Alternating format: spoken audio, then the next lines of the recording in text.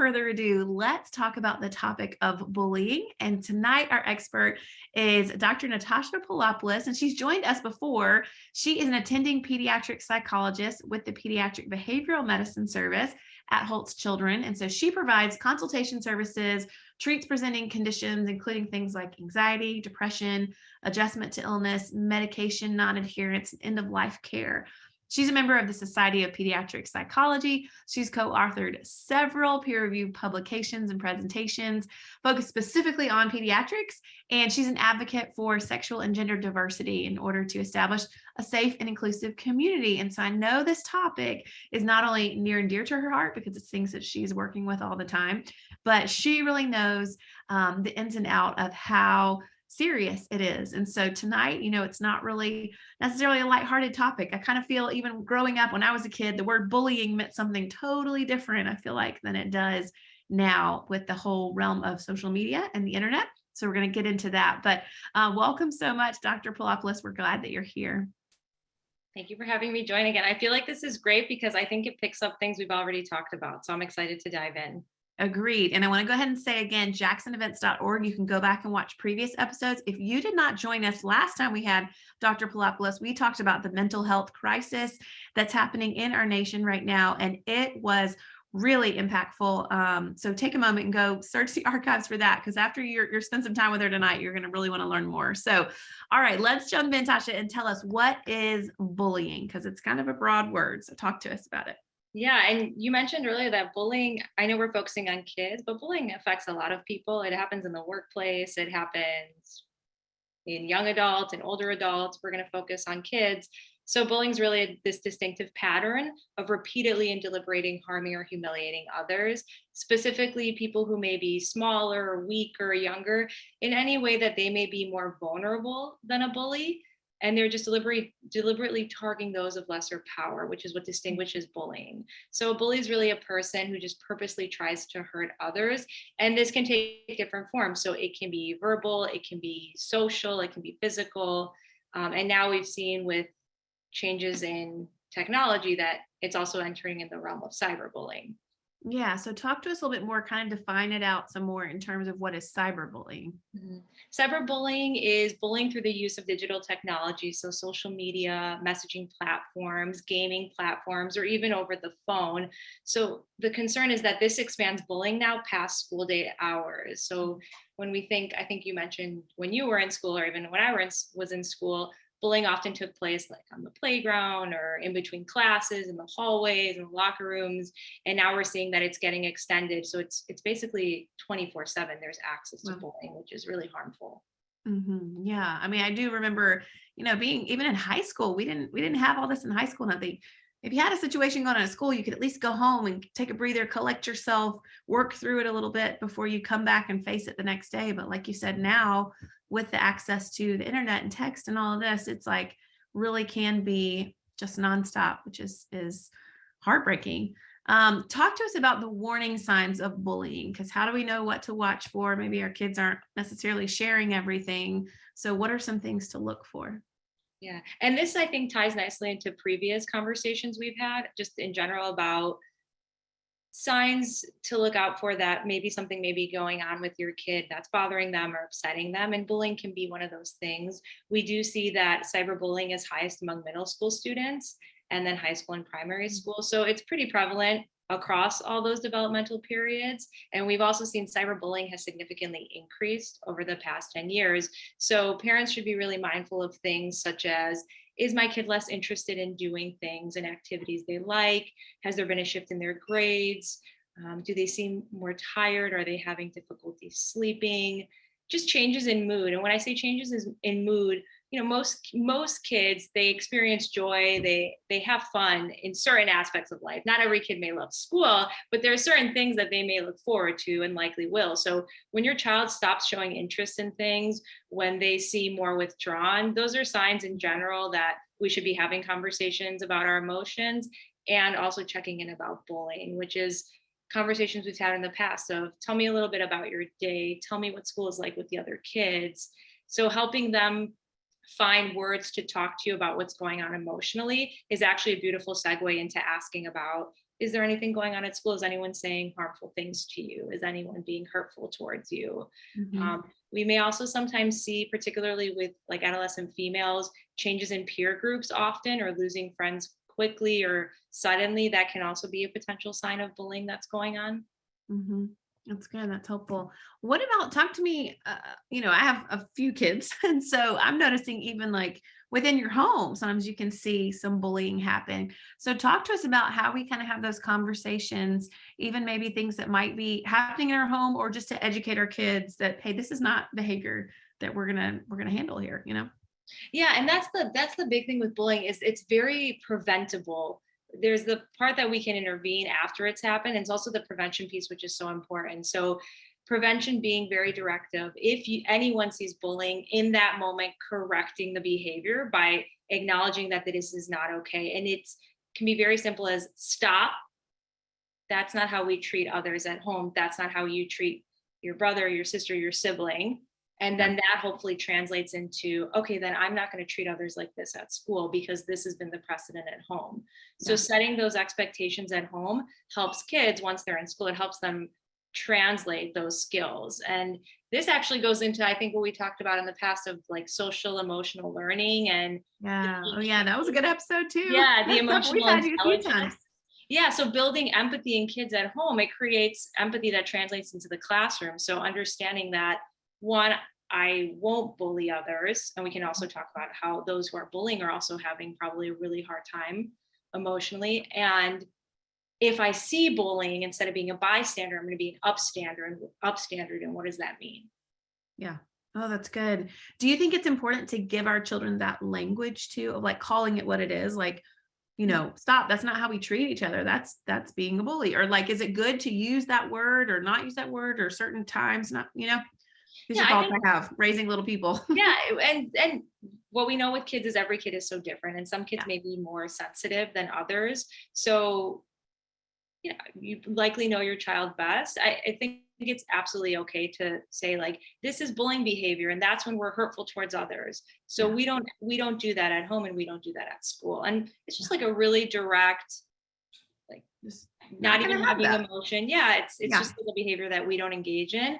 And then once that's stopped, like that's the first way to stop the behavior is then having conversations of how would that feel like if someone did that to you? And that's where we start to build the empathy piece. But first, Yeah. we want to stop the behavior, correct it, and then we want to have conversations about, taking different perspectives. How would that feel for you? And that's how we start to build empathy in kids. That's good. I think that's a piece we often forget. It's easy to kind of like stop that, like stop the behavior and even teach them maybe the appropriate behavior, but not talking through that social emotional piece. Yes, you got to go back and listen to that episode because Tasha had some great tips on that one.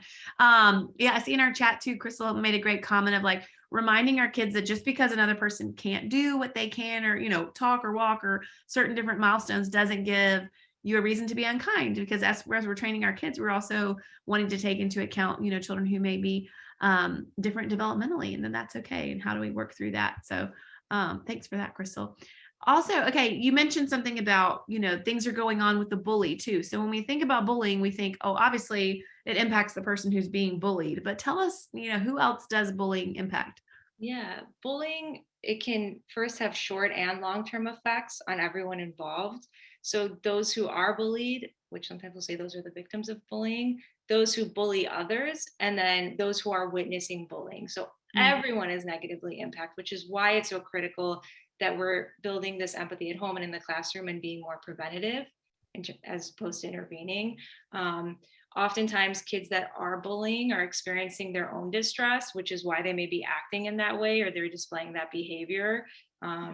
So there's a piece of everyone's being hurt, not just the person being bullied, but the bully is experiencing something, and then also other kids who are seeing this negative behavior or this potentially traumatic event. Yeah, no, that's good. I've heard it said before, not that it's a blanket statement, but I've heard it said like hurting people hurt people. And so you kind of can't forget the person who might be doing the hurting as like there might be so much going on there too. And that you could elaborate in on that. But tell us just the prevalence of bullying, because I think it's easy to think, oh, it won't happen to me or my kid, or we don't hear, but how prevalent is it really? Yeah. So it's estimated that about 1 in 5 kids, so about 20% report that they've experienced bullying. I would say that that may likely be an underestimation. Yeah, maybe not Perhaps some everybody kids, shares. yeah, they may not want to disclose, or they may not be aware that that's bullying behavior. Like, oh, that's just how, the other girls in my grade treat me, or that's how the other kids treat me. So Yeah. I think it's probably more than 20%, but in general, around 20%. Mm, mm, interesting. And it makes you back to what you were saying, like doing those preventative measures at home. It's like you don't know what kids are learning at home that maybe the parent is in a cycle of behaviors that they don't even realize are, negative behaviors that they might be interacting with their child. So, yeah, it's already too much. The statistic 20% is already too much. But like you said, it's probably higher than that. Interesting. Let's talk about the consequences of bullying. I know you said it can have short term and long term for kind of all who are involved. Can you elaborate a little bit more on that? Yeah, I mean, bullying in general across the board, it can even be what we call in our field an ACE, like an adverse childhood experience, which is something that's like almost a traumatic experience. And we know that ACEs are linked to poor mental health outcomes. So bullying is a risk factor for depression and potentially suicidal ideation, Mm, isolation, withdrawal, a lot of depressive symptoms. It can be what we call like a perpetuating factor towards mm, depression, towards anxiety. And I was going to mention this earlier, we may see in like younger school age kids, if they are experiencing bullying, they may be more inclined to avoid by saying that, their belly hurts or their head hurts. So mm. there may be more of like a somatic symptom that they're experiencing from the Interesting. bullying. So students who experience bullying are at increased risk, like I mentioned, depression, anxiety, sleep challenges, and lower academic achievement, and potentially dropping out of school. So it impacts all aspects of their functioning, which is really concerning. And often with bullying, it's internalized, meaning kids are internalizing it, they're taking it in and they're labeling it, and they're potentially putting this narrative of what the bully may say, and it starts to become Mm, their narrative. They start to really feel it internally, and that can mhm, bring up a lot of emotional turmoil. mm, So students who are the targets of bullying and engage in bullying behavior are actually at greater risk for mental health and behavioral problems. So that's the key point of like, it's also the individuals who are bullying, not only the people who are being bullied. mm, Again, it's mm, impacting everyone. mm, Bullied students do mention that they feel a negative effect on how they feel about themselves, like about mm. 30% report that. And Yeah. then it affects their relationships with their friends and their family and their schoolwork and even their physical health, right? I Yeah. harp on physical and mental health are so intertwined. It's so, we cannot disentangle them. So Mhm, when someone is not feeling well emotionally, it is very much linked to how they're going to be feeling physically. So mm, it's affecting every aspect of their life. So bullying has really tremendous consequences. mm, Um, I think things like the academic outcomes, which is interesting with our previous talk being linked to social emotional learning and right. emotional intelligence. And again, when kids feel good about themselves, when they have emotional repertoire to express themselves, they're able to, one, stand up for others who are being bullied. They're able to have empathy.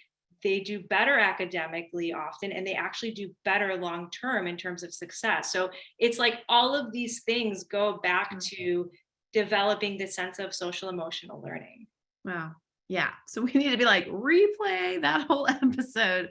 So I, true. I feel like it really was like enlightening, and the social emotional piece is so critically important. Sorry, you were gonna say something. I didn't mean to cut I, you off. I was just going to mention that sometimes some may brush off bullying, like whether that's like an adult at school or even at home or other kids. And actually, data shows that bullying has long term effects, like even like Mm, 8 years later. So yeah. things that are Wow. happening in childhood, they really sit with kids and they can affect them in the long term. And we Mm, also see that girls who are victimized, they tend to have worse mental health outcomes than boys who mm, are victimized. yeah. And this, when we think of the like famous expression that sticks and stones will break my bones, but words will never hurt me, we Yeah. actually know the opposite, that words have tremendous power and impact. Mm, Um, mm, so with girls, bullying may be more cyber, social, emotional, which yeah. can really take a toll on someone. And with boys, Yeah. it can be more physical, which again is horrible. We don't want either. But recognizing that even things like being left out of peer groups, of, you know, being told hurtful things, also we see with females, there's more like gossip and spreading of rumors online, that those things really take a toll on kids, particularly Mm, on females. yeah. Wow. That there's a lot in what you just I said right know. there. And I even think, sometimes it may be easy to kind of brush off and think, oh, it's kind of just, a rite of passage. You're not friends with everyone. You're not going to get along with everyone. Somebody's going to be mean to you. Shake it off. Even what you said, the sticks and stones, like I will say that was like that I was told that as a kid, and I'm like, and I believed like, yeah, like no one can hurt me, with their words. But I'm like, yeah, words are really hurtful and you can't. And then so you believe so then my words don't hurt anyone else. If no one's words can hurt me, mine don't hurt anyone else. But that's simply not true, what you said. So there's just, yeah, like you said, long-term consequences. Okay. So again, those of you who are listening, if you have a specific question for Dr. Poulopoulos or something pops in your mind, drop it in that Q&A feature and I'll get it in front of her. But talk to us about, maybe someone listening has a child who is being bullied. Like, how do you deal with that? Where do you even start to deal with the bully? Yeah. So thinking of like being the parent and then also what you can do with your child. So it's tough because sometimes kids may not tell parents they're being bullied, and then parents Yeah. may know something is going on, but they may feel helpless. So what we Especially with like social media and stuff. If a parent doesn't have access, you know what I mean? So totally. And um, you know, I will also acknowledge that I imagine it's really hard to hear your kid tell you that they're being bullied, both as a parent and then the empathy you have towards your child. yeah. So I would understand when people are reactive, because like that's such a horrible thing to experience your child going through. And there are things that can be done. So this goes back to a lot of conversations that I've harped on about allowing your child to sit with you and express what's going on. Like you mentioned, they may or may not label it as bullying, but as a trusted adult, you'll likely understand if this is harmful and hurtful. So really listen to your kid, like really listen to their concerns, validate their experience, provide emotional support, and then ask, okay, is this something that I can help you with? I can help you in terms of like, we can develop a script and you can try this if the bully says something to you again. Or do you want me to also take it a step further and talk to the school? And Mhm. that's a conversation to see like, what is the degree of the bullying? So when you want to seek help from your child's teacher, or potentially a school guidance counselor, a school psychologist, you want to have a conversation with them about this is what's going on. And I think the majority of schools have like a zero tolerance for bullying. So they likely Yeah. already have a plan in place.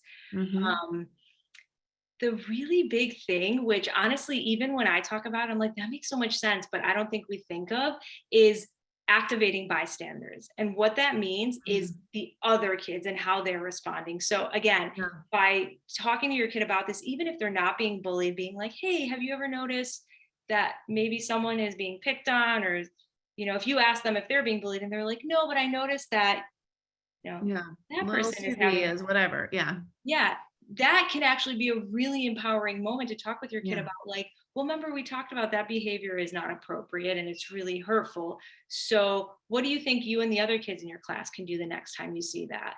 Right. Mhm. So with bystanders, meaning other peers, Yeah. bullying significantly decreases within 10 seconds as opposed to any other adult intervening. It is so powerful when peers intervene. Again, Yeah. that can be really tough. And if you're setting the tone for that at home, it's truly just going to help. Yeah. Oh, that's good. That's so good. Yeah, that was going to be my next question is like, what can bystanders do to help as they're, watching? I think you spoke to that, but elaborate if you will. Yeah. So you want to defend the person who's being bullied. And what can that mean is like activating other bystanders. So doing it as a group. And it can be as simple as like changing the subject from what the bully is saying to the person who's being bullied. It can even be like using humor to lighten up the situation. Like, what? That's not really funny, or in some sense challenging. Like, well, that doesn't really make sense what you said. I don't really get it. Yeah. Like Yeah. objecting to the bullying. And Yeah. then just again, like being with the person who's experiencing it, reporting the bullying to a trusted adult, and then also reaching out privately, right? Like, hey, I know that happened today in class. Like, I just wanted to check on you and see how you're doing. That's so powerful Mhm. when kids Yeah. get that from other kids. And then that builds Yeah. empathy. And then that person is more likely to activate bystanders the next time they see it happening. Yeah. I think I'm like, yeah, go kid who speaks up. I think if you're the one getting bullied, like how empowering that is even for you to see someone, your peer, stand up on your behalf. I think that's really important. That's something that we can be training our children to do. Like you're saying, it starts at home. That's good. Okay. A couple questions that we're getting from the audience. One would be, you mentioned talking to your child, like, and then asking them, oh, would you want me to approach the school in this? At what point should you ever like approach a bully's parent or like guardian instead of going to the school first? Like, do you think that that's I'm sure that's unique situations, but.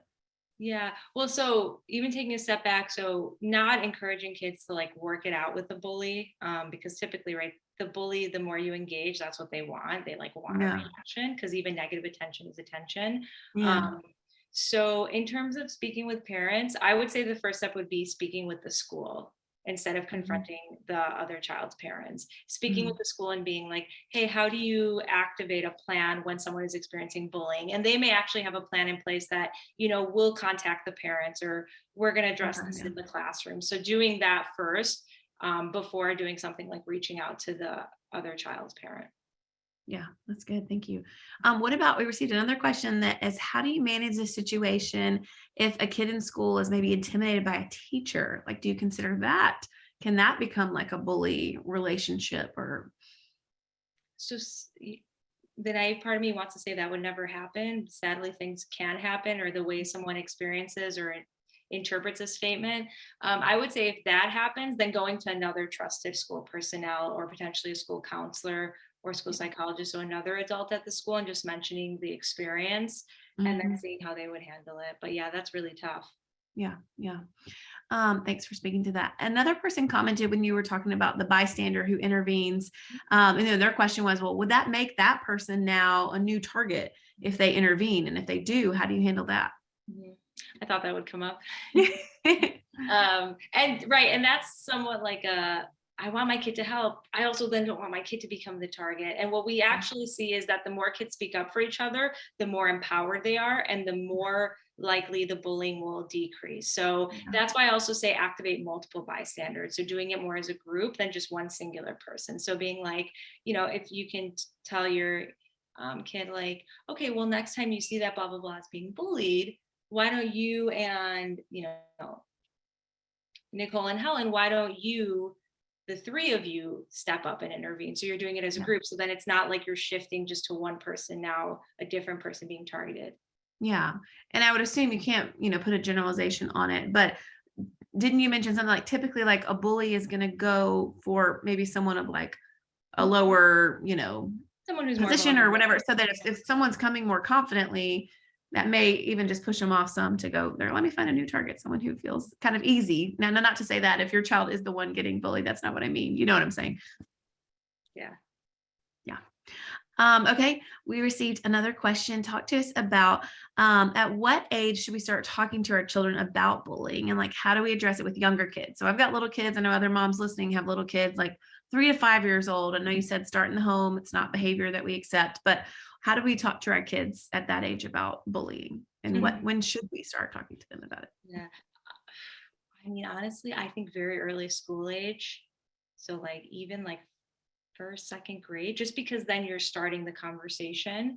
And it might not be the word bullying. It may be hurtful, or, I don't like the way that makes me feel. Did someone say something to you that hurt your feelings? So those are at that age, kids understand like, okay, that hurt my feelings.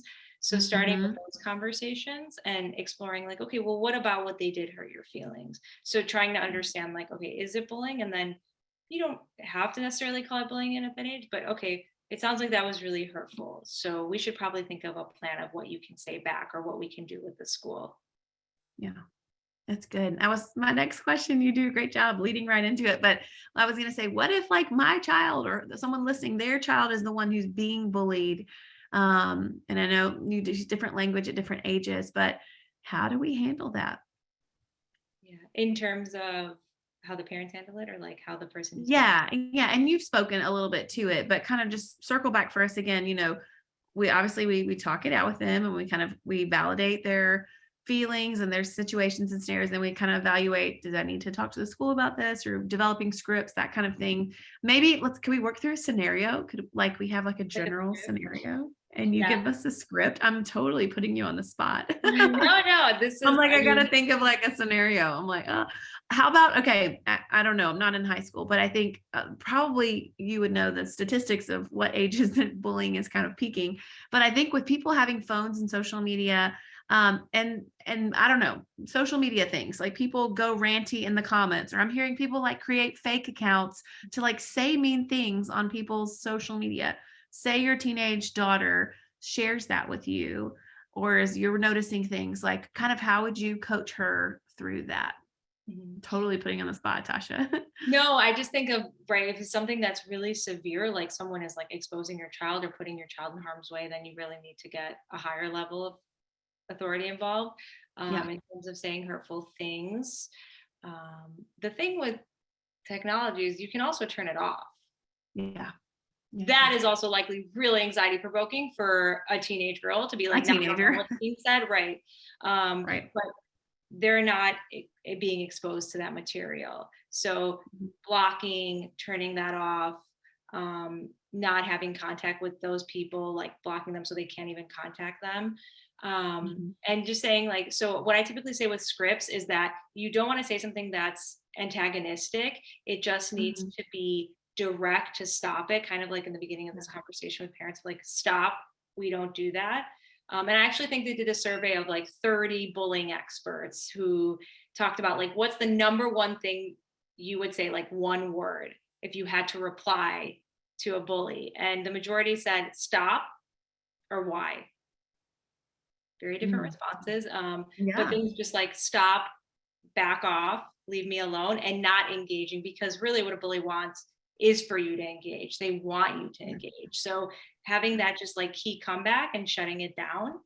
And then when you're talking Yeah. about your example with technology, is just like leave me alone and block them, turn Yeah.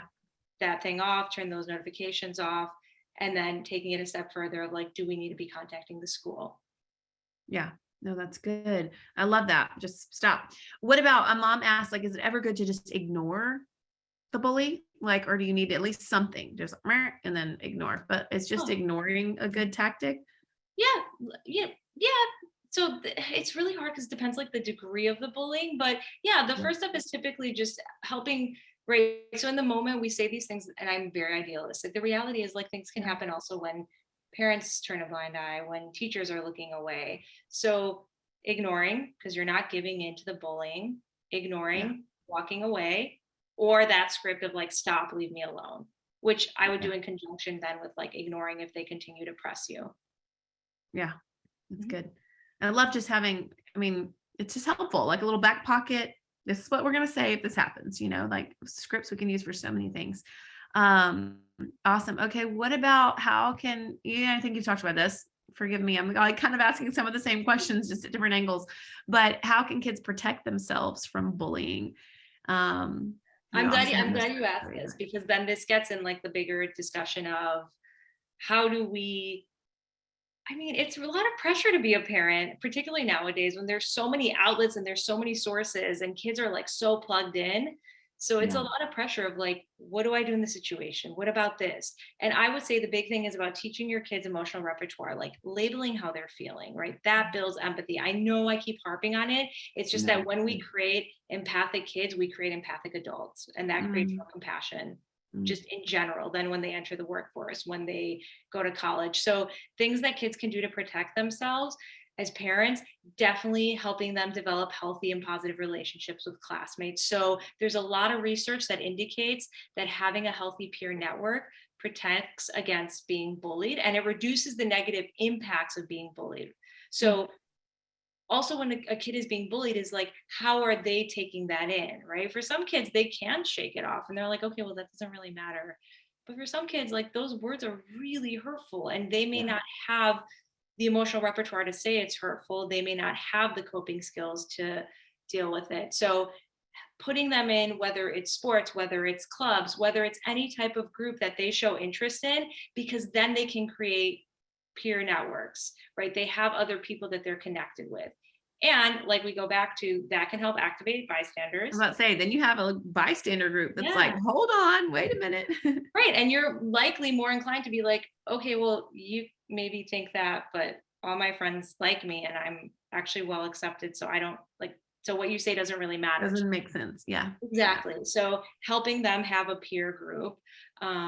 It's also really helpful to have positive relationships just in general, like with other, it doesn't have to be friends, but just with their peers, right? Like how can Yeah. they have cordial relationships? Yeah. So again, we talk a lot about school, but it can even be activities outside of school, right? Some kids may not find their peer group at their specific school. So what can Mhm. they do in the community? What type of club can they do?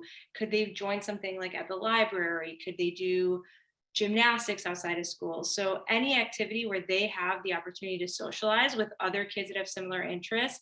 And I harp on that because it is so powerful. Like it's really Mm. intimidating to just walk in a classroom and everyone has different interests. Now Oh, imagine yeah. you walk into a room and everyone really enjoys the same thing you enjoy. It's so much easier for kids to have Yeah. conversations because there's something to talk about. So making Totally. sure as a parent you're activating those situations for them.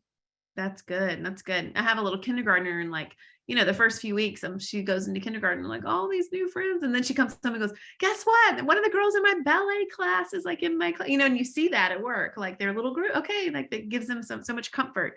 That's awesome. Okay. Let's turn the tables a little bit. And what do we do if we learn that our child is the one who's bullying? Yeah. Again, tough as a parent to potentially hear that as well. Recognizing that this is a great moment that you can intervene and you're going to also help your child. So this Yeah. is the point that it's like, okay, now what can I do? So similar foundation of talk with your child. It's best to be calm and allow your child to express what's going on, right? If we are quick to react emotionally in life in general, others are likely not going to be inclined to open up to us or express what they're feeling or thinking. Yeah. So calmly talking with your child and just offer an explanation of like, hey, this is what the school mentioned was going on, or this is what you were supposedly doing. So I want to ask about what happened. Like, walk me through what was going on for you, what was going on in the situation, and really holding other kids accountable for their actions, right? So again, not brushing it off, Yeah. calmly but firmly telling your child that, okay, well, bullying is not tolerated. And that behavior is going to be taken really seriously, Mm. particularly at home. And then you develop clear rules and expectations for your child's behavior at home, which then will translate hopefully at school. And you want to be fair, but you also need to be really consistent in consequences. And this is like behavioral principles 101, right? Yeah. Yeah. You Yeah. want to be calm, direct, neutral when you give a child feedback or when you're correcting a behavior. And then you want to offer, like, okay, instead, you can do this, right? Yeah. So with the bully, like, okay, so it sounded like maybe something happened and you got upset and you reacted to them that way. So how can you respond differently next time that's not going to hurt someone else? Mm. It's good. Um, I also, sometimes with kids who are being bullied, unfortunately, they may be seeing things modeled at home. So Mhm. I'm not accusing any parent. Parents are having a really hard time navigating the world It's right hard to now. be a parent. Right. Like I also think But it's so yeah, funny that I sit here and I say all these things that are very idealistic. The reality is parents are humans. Like you have emotions. totally, You have to totally. like But our kids are little mirrors, I will say. I'll be like, "Oh, where did you learn that?" And I'm like, "Oh, right. right here." Exactly. So how can you also help model things for them, right? Like how they respond in certain situations. Can they label like, okay, instead of bullying, like, why don't we talk about what you're feeling? Why don't we talk about Yeah. what's going on for you? And maybe offering them opportunities. Maybe they're bullying because they feel rejected. So can they find people that they connect with? Yeah. So it's almost like a similar-ish approach, mostly Mhm. though with the, okay, well, this behavior is not tolerated, and this is how we're going to ensure that you're not engaging in this behavior.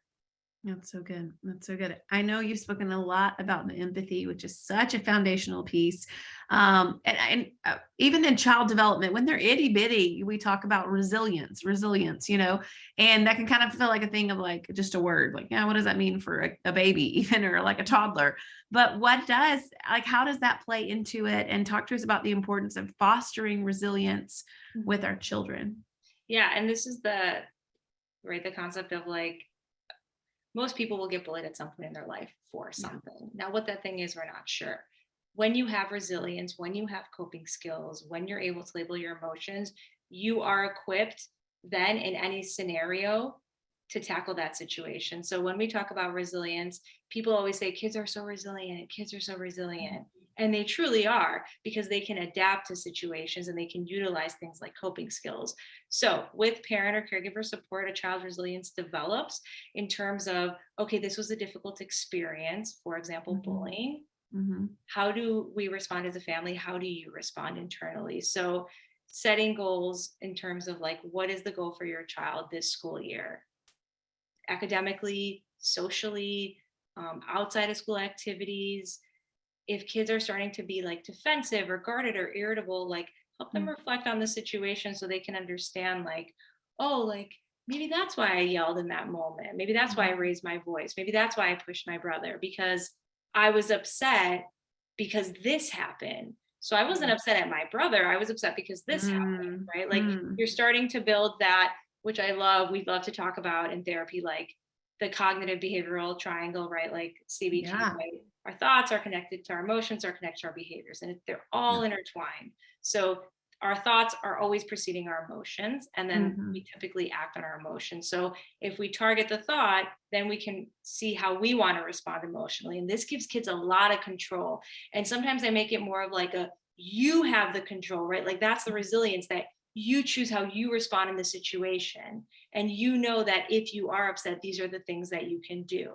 And like you said earlier, when you said you put me on the spot, which you didn't at all, is modeling role playing with kids, right? Like, how do you respond in a situation? How do you handle a difficult problem? Yeah. And this is great because throughout life, difficult problems will come up. And then they have that, like what we call like that coping toolbox for their resilience. Yeah. You know what, Natasha, one thing I just thought about, again, I have little people, so I know it's going to get different the older that they get, but I'm thinking helping them with these, coping skills, resilience, talking about their emotions. I see it eliminating tattletaling a lot because I see that they could work things out, having that vocabulary and that language to be able to, granted, you totally want your child to tattletale if there's a significant issue, but also if you're parenting young children, they could tattletale about every little thing all day, but learning to like work through and name emotions, or like instead of doing this is what we can do this, or no, I don't like that, stop. I think that's I don't know, maybe for me an immediate application I'm gonna see with my kids, just as I'm training them at home to practice these behaviors in other scenarios and situations. And I want to encourage with parents, like some parents may feel like, is it scary that I'm entering into this realm of, we're going to talk about our feelings? Like, am I opening a can of worms? Am I forcing them to talk about things? And truly, like most kids, they want to, and they benefit from talking about their experience. And I think that we also need to look at generational effects, right? So like, I even joke when I was young, but I don't think it was that long ago. I'm like, you're still young. But when you mentioned like, oh, when you were growing up, which again, like Facebook started when I was in high school. So generationally, we're at a time that talking about how we feel is not only normal, it's so beneficial. So talking to your kids about sadness is not going to make them sad. Asking them if they're anxious is not going to make them anxious. And the biggest myth of all, asking kids about suicidality, about self-harm, it does not put that idea in their head. If anything, it can create understanding repertoire of like, okay, so if you are experiencing this, what can we do? Right. And bullying is one of these examples. I can talk to mom and dad about that. Like we've had exactly like having a trusted adult that you can go to when you feel uncomfortable, when you feel like you've been hurt, is so critical. So that's what we want to talk. We want to start talking about feelings with our kids early on. So when something like bullying happens, they can come to us and they can say like, hey, this really hurt my feelings. I think I want help about how I can like make this better at school. Yeah. Wow. It's so good. Tasha, thanks so much for all your expertise. All right, I'm going to give just a couple more minutes. If anyone has a specific question for Dr. Poulopoulos, you can drop it in the question little feature there at the bottom of the screen. And I'm going to ask Patty to just go ahead one more time. Patty, drop that link in the chat feature. So again, we're talking about bullying tonight because it's what some of you wanted to hear about. And so we are bringing it. So we want to know what other topics you'd love to hear about. maybe something that we haven't covered. Again, jacksonevents.org, where all of our archives are filled with things. Dr. Poulopoulos has been with us at least 3 times. This is at least your 3rd time with us. So go back and look up those previous ones, because they are super, super helpful. She's alluded to a lot of that, the empathy and social emotional, as well as, the mental health epidemic in our nation among our teens and children. So go back and look at those. So yeah, there's that link to that survey. But Natasha, thank you so much. I do feel like it's a buzzword, and we want to put, some serious connotation on there. And I want you to talk to us, briefly about, kind of close up, anyone who might be encountering this to the point where they're thinking or feeling very dark and sad, and maybe, in a way that they would want to harm themselves. Would you just speak to them and speak to those who may be, working in childcare or in education or as a parent? Just equip us and tell us that new number that's so important. I've been seeing it all going around, but tell our audience that. Yeah. So I don't want to normalize bullying. I will say that people will experience bullying at some point in their life. Again, it's how you respond to it. And there are things like parents, teachers, people in place who are there to support you. And like we mentioned, your peers. There's stuff that parents can help encourage their kids to do so they feel more confident, they feel resilient, they can speak up so they can just better the situation for other kids. When we start thinking of the impacts of bullying, like depression, anxiety, trauma, suicidality, self-harm, we want to keep in mind that majority of high school students and kids in general, they may have suicidal thoughts, and it doesn't mean that they're going to act on it. As parents, it's absolutely okay to ask kids. I encourage that you make sure your kid is safe. And if kids are having thoughts of wanting to hurt themselves, of they're feeling so helpless or hopeless that they need support, absolutely reach out to your pediatrician, ask for psychologists, psychiatrists, or mental health counselors that they can connect to. And also the big thing that happened in July, which is so fantastic, is the National Suicide Prevention Lifeline. It used to be a number you would dial and you're connected with a mental health crisis counselor. Now, all you have to do is dial 988. It's awesome. So easy to remember, 988. It's a lot of people say it's like the 911 for an emotional crisis. Awesome. Again, as a parent, if you know someone who's struggling, if you're struggling, call or text 988, and that will connect you with a crisis counselor that can provide you the support you need in that moment. And it can also coach parents into like, okay, these are the next steps you may need to take to make sure your kid is safe. That's awesome. That's awesome. So yeah, it's not just if you are in a scenario, but if you, are in relationship with someone who is, that can give you some encouragement and help there. That's awesome. Thanks so much, Dr. Poulopoulos, for joining us. We're going to put up one slide here with some resources. You guys can screenshot this if you want to do some further research. Some great books that Dr. Poulopoulos recommends on this topic. And I want to tell you to go ahead and mark your calendars to join us in 3 weeks, October 27th, for our next episode called Boo Boos, right in time for Halloween. Not boo like, woo, scary, but boo boos, fevers, and other common pediatric ailments. I was at the pediatrician this week because we had a common ailment and I didn't know what it was. You don't know if you should go or not go, but runny noses, earaches, tummy troubles, scratchy throats, all of that can be so confusing. But as a child's immune system develops, they're more prone to getting sick. So join us Thursday, October 27th at 8 p.m. We're going to learn about these common childhood illnesses and ways that we can help prevent them and navigate them. So join us then, October 27th, 8 p.m. And again, jacksonevents.org to check out the archives of all of our previous episodes. Thank you, Dr. Poulopoulos. Thank you, UHealth, Jackson Children's Care. And thanks to our audience. I love the interaction that was happening tonight and the questions that you guys provided as well. So I hope everyone has a good evening, and we hope to see you here in 3 weeks.